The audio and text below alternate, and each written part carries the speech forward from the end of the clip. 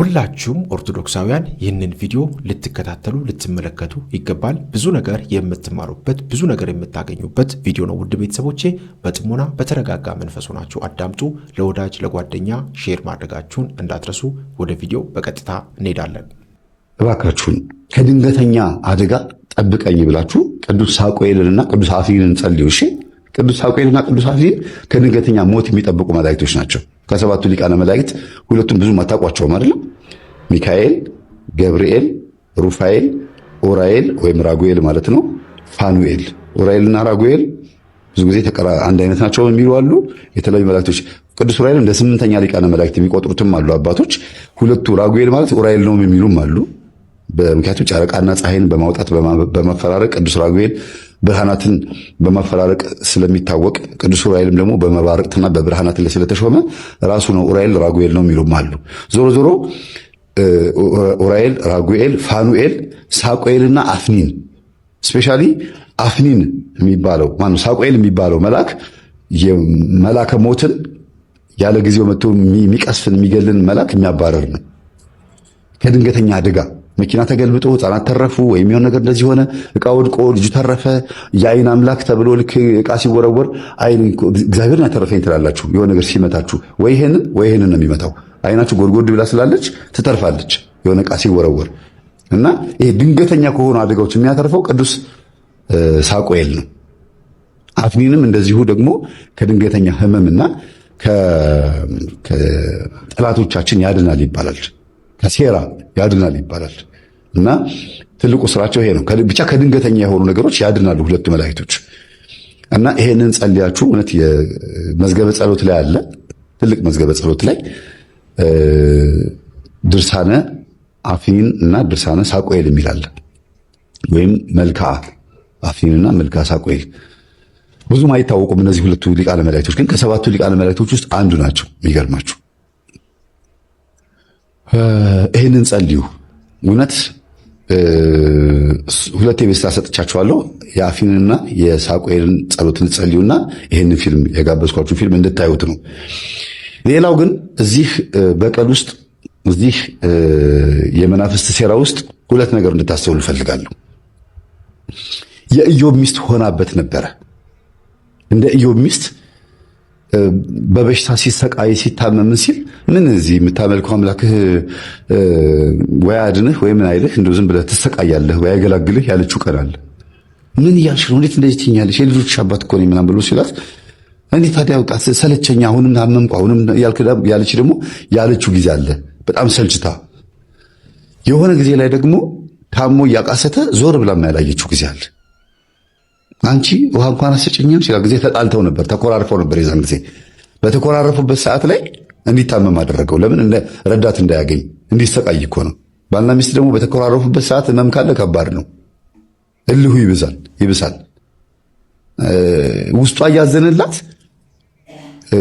እያዘነችለት ለባሏ ስለተጣሉ ብቻ አንዳንድ ሚስቶች በጣም የሚገርሙ ናቸው። ስለተጣሉ ብቻ ምን ያደርጋሉ? ተለጥጠው ይቀመጣሉ። ዝም ብሎ ተሻለ ምናምን ማለት እንኳን ልባቸው አይፈቅድላቸውም። ግትር በቃ ባልም እንደዚሁ ታማ ከተኛች እያሳለች ምን እያለች እያያት ምን እያላት ዘንብ ገብቶ ዝም ብሎ ይተኛል። እንደዚህ አይነት ነገር አለና ብዙ ጊዜ በዚህ ሰዓት በተጣሉበት ሰዓት ህመም እንዲፈጠርበት አድርጎ እንዳታዝንለት እንዳትንከባከበው የማድረግ ነበርና በጣም ይሰቃየ ነበረ ሰውየው። በተለይ ራስ ምታት በጣም ነበር የሚታመመው። የኢዮብ ሚስት ሆናበት ነበር። እንደ ኢዮብ ተሰቃይቶ ነበር የሰው። እግዚአብሔር ሆይ ገላግለኝ እባክህን በቃ ልሙት ያለበት ጊዜም ነበረ። በቃ ገላግለኝ፣ እኔ እንደዚህ ከምሰቃይ ይቅርብኝ በቃ ብሎ ያለበትም ጊዜ ነበር። ለምን ነው የምሰቃየው እንዴ? አንዴ ይሄን ስለው አንዴ ያኛው ይመጣብኛል። ምንድነው? ምን ሆኜ ነው ይላል። ጸበልም ይሄዳል እኮ እንደ ክርስቲያን ጸበል ይሄዳል። ግን ዝም ብሎ የተፈላሰፈ ሳያምንበት እንደ ተራሱ አለ አይደል? እንደዛ ነው። አንዳንድ ሰው አስቸጋሪ ባህሪ ነው ያለን። ወይ ጨበጥ አድርገን መንፈስ ቅዱስንም ይዘን ወይም ጸበሉን ይዘን አንቀጥልበት፣ ወይ ደግሞ ሳይንሱን ይዘን በሕክምናው አንቀጥል። ዝም ብሎ መሀል ላይ የኋላ ኩበት እንሆናለን እና እንደዚህ ጨካኝ የሆነችበት ሰዓትም ጊዜ ነበረ። ያን ጊዜ አስቦ በጣም ያለቀሰበት ጊዜ ነበርና አሁን የዛሬ 3 ሳምንት የበቀልን መንፈስ ጸበል ሄዶ ተገላገለ። እግዚአብሔር ስሙ የተመሰገነ ይሁን። ዛሬ ያቀረብኩላችሁ ማለት ነው። ከ3 ሳምንት በኋላ ገጠመኙን አቀረብኩ። ያቀረብኩላችሁ። እኔ መቼ ነበር የማቀርበው ይሄን ገጠመኝ ብዬ ጓጓ ነበረ። በጣም ነበር የምጓጓው። ለምን ብትሉ የበቀሉ መንፈስ ሳይወጣ ማቅረብ አልፈለኩም። አንደኛ። ሁለተኛ ነገር ደግሞ ሴትዮዋ ከቆረቡ በኋላ የሚያዩት ህልም በጣም የሚገርም ህልም ነው። እሳቸው ቁጭ ብለው ባልየው እንደሚሞት ምናምን ያሳያቸው ነበረ። ባልየው እንደሚሞት የሚተረጉሙት ነው። ታዲያ ተረጓጎማቸው ይህ ሰውዬ ሊገላገል ነው፣ እኔ እያለሁ ሊሞት ነው፣ እንደው አልወጣልኝም ማለት ነው፣ በቁርባን መንፈሱም አልተሸኘም ማለት ነው እያሉ ነበር የሚያስቡት። ለካ እሱ ውስጥ ያሉት መናፍስቶች ባልየውን ምን ሊያደርጉት እንዳሰቡ ነበር የሚያሳዩቸው። እንዲሞት እንደሚፈልጉ፣ እንደዚህ እንዲገነዝ። ሴትዮዋ ደግሞ ህልም ሲፈቱ ነጭ በነጭ ለብሱ ሲያዩት አይ በቃ ይሄ ሰውዬ ሊሰናበት ነው ይላሉ። ተቃራኒ ነው የሚፈቱት። አንዳንድ እናቶቻችን ህልም አፈታት በጣም ይገርማል። እና ነጭ በነጭ ሲለብስ ለካ ያዩት እሳቸው እሱ ከመንፈሱ ተገላግሎ ነጭ በነጭ ለብሶ ቅዱስ ቁርባን በክብር እንደሚቀበል ነው ትርጉሙ። እና ሴትዮዋ ሲነግሩኝ አይ እኔማ በራሴ እየፈታሁት እየተረጎምኩት በቃ ይሄ ሰውዬ ሞተ አመለጠኝ እያልኩ ነበር አሉ። ማዘር ቤቶት አይመለሱም ስላቸው ጊዜ ኧረ እኔ እዚህ ነው የምሆነው፣ አልፈልግም፣ ቤት አልመለስም፣ ስፈልጉ ሽጡት፣ ስፈልጉ አከራዩት፣ እዚህ ነው የምሆነው ብለው ልጃቸው ቤት ነው ያሉት። አሁን አይናገሩ፣ አይጋግሩ፣ ጻጥ አያኮርፉ፣ ምን አይሉ። ቴሌቪዥን በፈውስ ፕሮግራም ያሉ ስብከት ያሉ ኢዮብ ይመኑ መምህር ኢዮብ ይመኑን ይወዱታል። መምህር ኢዮብ ይመኑን ያዳምጣሉ። የእኛን ገጠመኝ ያዳምጣሉ።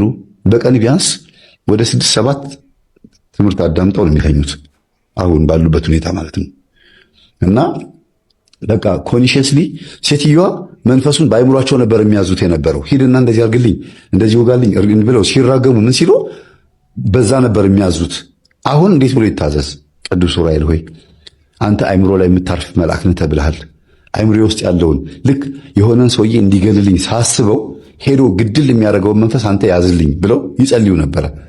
አሁን ልክ እንደዛ ብሎ ሲጸልዩ የዛሬ ሳምንት እሳቸውም በተቀመጡበት እሪ ብሎ ሊሄድ ሸኙኝ ብሎ በመቁጠሪያ ተቀጥቅጦ ባልየው ራሱ ሸኘው። ሴትዮዋ ላይ ያለው መንፈስ አይምሯቸው ላይ ተቀምጦ እንግዲህ ይሄ መልአክ ይሄ የወደቀ መልአክ አይምሮ ላይ ተቀምጦ ሴትዮዋ ልክ የሆነ ሰው እንዲሞት ሲያስቡ ከገደለው የእሳቸውን ሐሳብ የሚያስተናግድ መልአክ ውስጣቸው ነበረ ማለት ነው። ይህንን ደግሞ ነጮች ቢያገኙት ወይም ደግሞ እነዚህ ሴክሬት የሚባለው መጽሐፍ ወይም ዘ ፓወር ኦፍ ናው ቴሌፓቲ ምናምን ያሉ የሚያስቡ ሰዎች ቢያገኙት ይሄንን የሴትዮዋን አስተሳሰብ በቃ አይምሯቸውን በደንብ ተጠቅሞበታል 100% ምናምን ብሎ ነበር የሚያስቡት።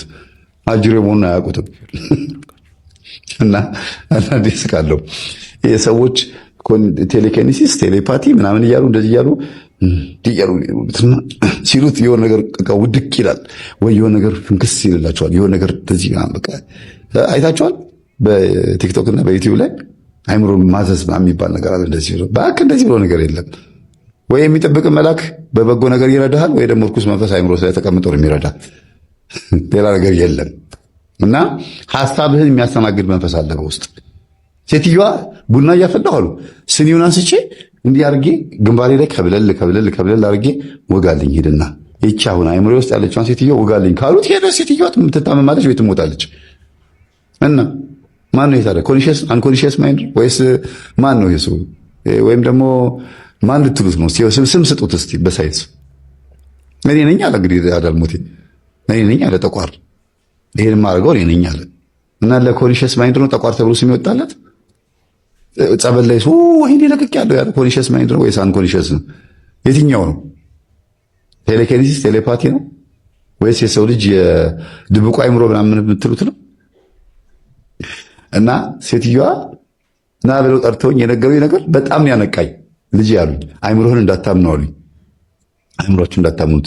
አንዳንድ ጊዜ ሳት ብሎ በቃ የምታስቡትን ነገር የሚያከናውን መልአክ ካለ ጥሩ ነገር ከተከናወነላችሁ ከአንተ ነው ወይ ብላችሁ ጸሎት አድርጉ። እኔ በጣም በዚህ ነገር 30-40 ዓመት ኤክስፒሪየንስ ያደረጉ ወይም ደግሞ ተለማምጄ የመጣሁት ነገር ነው አሉ። ቡና ፈላለው በአይምሮ ብቻ አንዲትን ሴትዮ ማሰብ ነው የሚጠበቅብኝ። እርዳት ካልኩት ይረዳታል፣ ግደላት ካልኩት ይገላታል፣ አሳመት ካልኩት ያሳማታል አሉ። ማሰብ ሴትዮዋን ማሰብ ነው የሚጠበቅብኝ አሉ። አፌ እንኳን መናገር የለበትም አሉ። በዚህ ልክ እርግማን ሲሰራ ይገርማችሁ። በቃ ሰውን እኔ ምን አልኩኝ ከዚህ በፊት ስነግራችሁ፣ ራሳችሁ እንዳታምኑት። የሚወድ የሚኖር ራሱን ይካድ መስቀሉን ተሸክሞ ይከተለኛል የሚለው ክርስቶስ ራሱን ይካድን ማለት ነው። በሱ ውስጥ እኔ እንድሰራ ይፍቀድልኝ ማለት ነው። ክርስቶስ በእኛ ውስጥ እንዲሰራ ፍቀዱልኝ ማለት ነው እኮ። ስለዚህ በጣም ከባድ ነው። አንዳንዴ ንስሐ የምንገባው የምንጸጸተው ወይ ምን ሆኜ ነው የምንለው እኮ የሆነ ሰዓት ላይ ራሳችን ሆነን ራሳችን መስሎን ያደረግነው ነገር ጥፋት ስለሆነ ነው አይደል? እንዴት ነው ራሳችን የምናምነው? ራስን ማዳመጥና ራስን ማመን ይለያያል። ራሳችሁን ስታዳምጡት፣ ራሳችሁን ስትሰሙት የሚመጣው ጸጸት ከሆነ እግዚአብሔር መንፈስ ቅዱስ በልባችሁ ውስጥ ገብቶ ጥፋታችሁ እንድታምኑ በህሊና በኩል እየወጋችሁ ነው ወይም ደግሞ እየመከራችሁ ነው ማለት ነው። ወደ ውስጥ ራሳችሁን ስታዳምጡት ትቢት የሚሰማችሁ ከሆነ ዲያብሎስ አለ ማለት ነው። ሰው ይቅርታ አድርግልኝ እያለ ወይም ይቅርታ አድርግልኝ እያለችሽ ወይም እያለችህ ብቻ የሆኑ ሰዎች ይቅርታ አድርግልኝ እየተባልክ አንተ ልብህ ድንጋይ ከሆነ ግትር ካለ አንተ ውስጥ ያለው መንፈስ ቅዱስ አይደለም ዲያብሎስ ነው። በቃ ድንድን ካልክ ልብህን ካሳበጥክ ማለት ነው። ሌላው ንስሐ መግባት እየፈለግ መስገድ፣ መጾም፣ መጸለይ እየፈለግ ግን ማድረግ ካቃተህ የእግዚአብሔር መንፈስ አይደለም። ይሄን እኮ መረዳት ያስፈልጋል። በቃ ውስጥህን ስታዳምጠው ጀጅ ማድረግ መገመት ያስፈልጋል። ወደሆነ ነገር ዲፔንድ ማዘንበል ያስፈልጋል። ኢንፍሉዌንሱ ወይም ተጽዕኖ ክፉ ከሆነ ክፉ መንፈስ ነው፣ ደግ ከሆነ ደግ መንፈስ ነው ማለት ነው። ለምሳሌ ሄጄ ላስቀድስ ነገ ጠዋት ተነስቼ ማስቀደስ አለብኝ ብለህ አላርም ሞልተሃል ወይም ሞልተሻል። ጠዋት ስትነሳ በጣም ዱካክ የሚለቅብህ ጭብህን ብለህ ስልኩን ዝግት አድርገህ ዝም ብለህ የምተኛ ከሆነ የእግዚአብሔር መንፈስ አይደለም። በዚህ መረዳት ያስፈልጋል። ነው እንደ አልጄሪያው ልታስተኛኝ ብሎ ብድግ ብሎ ፊትን ትጥብጥብ አድርጎ ፀጉርን ብስብስ አድርጎ ቶሎ ብሎ ንቅጥቅጥ ብሎ ነጠላ ለብሶ ጠርግ ብሎ ሄዶ ቅዳሴ ለመገኘት በቅጽበት በ10 ደቂቃ ውስጥ ቤተ መቅደስ ተገኝቶ ማስቀደስ። ከዛ በኋላ ሰይጣን ወገቡን መስበር አስቀድሶ መምጣት። በነገራችን ላይ ቅዳሴ በጣም ትልቅ ጥቅም አለው። እሺ ግዕዙን ሰማችሁትም አልሰማችሁትም በጣም ትልቅ ጥቅም አለው። የዛር መንፈስ ወገቡን የሚመታው በቅዳሴ ነው። ረጅም ሰዓት ስትቆሙ ልፍስፍስ የምትሉት የምታዛጉት የምትንጠራሩት ድክም የሚላችሁ ስጋም መንፈስም ሁለቱም ደካሞች ስለሆኑ ነው። እርኩሳን መናፍስት በራሳቸው መቆም አይችሉም። በእኛ ውስጥ ሆኖ ነው የሚቆሙት አይደል? እኛ ውስጥ ሆኖ ግብር ያስገብራሉ፣ ግብራቸውንም ያገኛሉ። ግን አብሮ የተወለደው መንፈስ የኔ ነው ብሎ ስለሚያስብ ይሄ ስንክሳር ላይ ተጽፏል። አንድ ካህን ሊቀድስ ወደ ቤተ መቅደስ ሲገባ እላዩ ላይ ያሉት መናፍስቶች እንደ ንብ የሰፈሩበት መናፍስቶች በር ላይ ይጠብቁታል ይላል። አቅርቤዋለሁ የነፍስ ማዕድ ላይ። ከዛ ቀድሶም ጸልዮም ብሎ ሲወጣ ደግሞ እነዛው መናፍስቶች እንደ ንብ ይሰፍሩበትና አብረውት ደግሞ ይሄዳሉ ብሎ ተጽፏል። ይሄ ማር ይስሐቅ አረጋዊ መንፈሳዊ ፊልክስዩስ ላይ በሰፊው አብራርቶታል። እንዲሁም እና ልናስቀድስ በምንሄድበት ሰዓት መናፍስት አብረውን ቢመጡም እንኳን አብረውን ሊቆሙ ቢሞክሩም እንኳን በተደጋጋሚ በማስቀደስ በማዛጋት በማንጠራራት በመሰልቸት ሊወጡ ይችላሉ። በትነት መልክ ሊወጡ ይችላሉ መናፍስት። ስለዚህ አባቶች ረጅም ሰዓት ቆመን እንድናስቀድስ ያደረጉት እግዚአብሔር የማይሰማ ሩቅ አገር ሆኖ በጣም ብዙ ጮኸን የሚሰማ ሆኖ አይደለም። ስጋን ለመግራት በተደጋጋሚ ተናግሬያለሁ። መናፍስትን ወገብ ለመምታት ለማሰር፣ እንደገናም ደግሞ ትዕግስትን ለማስተማር፣ ጽናትን ለማስተማር እንደገና ይበለኝ ብዙ ወደ ዓለም ዞሬ ነበረ። ዓለም ላይ ተንከራትቼ ብዙ ቦታ ሄጄ ነበር። 2 ሰዓት ቅዳሴ ምን አለበት? ሰው 2 ሰዓት ቆሞ ኳስ ያያል አይደለም እንዴ? ለእግዚአብሔር ቆሜ እንደ መላእክት ብጸልይ መላእክቶች ቆመው ቅዱስ ቅዱስ እንደሚሉት እኔስ ብል ምን ችግር አለው? ስጋዬን ለነፍሴ ማስገዛት ግዴታዬ ነው ብሎ ማለትን እንድንማር ነው ቅዳሴው ረዘም እንዲል የተፈለገው። ይህንን ማስተማር በሳምንት 1 ቀን 2 ሰዓት ቅዳሴ መቆም በጣም እኮ ትንሽ እኮ ነው ቤተሰቦች፣ በጣም ትንሽ እኮ ነው። ይሄ በሳምንት አንድ ቀን ለ2 ሰዓት ያክል መቆም አቅቶን ከሆነ ጠዋት ተነስተን ኳስ ሜዳ ሄዶ ኳስ የሚጮቱ ጎረምሶች ጋር ለመሄድ የምንፈልግ ጠዋት ተነስቶ ቡና ለመጠጣትም ሆነ ለመዝናናት የሆነ ቦታ ላይ ካፌ ቁጭ ብሎ ጋዜጣ ለማንበብ መጽሔት ለማንበብ ፖለቲካ ዜና ለማየት ምናምን ወደዛ የሚገፋፋን ከሆነ እኛ ውስጥ የእግዚአብሔር መንፈስ እየሰራ አይደለም። በቃ አጅሬው በደንብ አድርጎ እግሩን ዘርግቶ ፍልስፍናውን እያነበበብን ነው ማለት ነው። ስለዚህ ራሳችንን ስናየው ራሳችንን ወደ ውስጥ በመንፈስ ቅዱስ መነጽር፣ በወንጌል በመጽሐፍ ቅዱስ ወይም ደግሞ በእግዚአብሔር ቃል መነጽርነት ራሳችንን ስናየው ብዙ የምንተማመንበት ማንነት የለንም። በቃ እግዚአብሔርን ተደግፈን ነው መኖር የምንችለው፣ በራሳችን የምንቆም አይደለም። ለዚህ ነው ቅዱስ ጳውሎስ ማንም የቆመ ቢመስለው እንዳይወድቅ ይጠንቀቅ ያለው። ማንም ራሱን ማመን የለበትም። ለዚህ ነው የሚወድ የሚኖር ራሱን ይካድ፣ መስቀሉን ተሸክሞ መስቀሌን አላለም፣ መስቀሉን የየራሳችን መከራ መስቀል አለን። ለክርስቶስ የምንገልጽበት የፍቅር መስቀል አለን። ራሳችን መስቀሉን ተሸክሞ ይከተለኝ የሚለው። ስለዚህ ክርስቶስን መከተል የምንፈልግ ማተብ አስረን ከሆነ መዳን የምንፈልግ ከሆነ ሰይጣን እንዲወጣልን አይደለም መጸለይ ያለብን። ቆመን የምናስቀድሰው ሰይጣን እንዲሄድልን አይደለም። አምልኮ መፈጸም አለ። ትክክለኛ ለእግዚአብሔር የሚሰጥ አምልኮ አለ። ልብን መስጠት፣ ማንነትን መስጠት። አንተ በእኔ ላይ ስራብኝ፣ ሁሉ ነገሬን ተገልገልበት፣ በቃ እኔ አንተ ነኝ፣ እንደፈለግክ አድርገኝ ብሎ ራስን መስጠት፣ ማምለክ። ልክ እንደ መላእክቶች ማምለክ። ቅዱስ ቅዱስ ቅዱስ እግዚአብሔር አንተ ፈጥረኸኛልና ለገነትና ለመንግሥተ ሰማያት ያዘጋጀኸኝ ለሲኦል አልተዘጋጀሁም ብሎ ራስን ለዛ ነገር ማጨት። ከዛ በኋላ ሌላው ነገር ሁሉ ሲሄድ ታዩታላችሁ።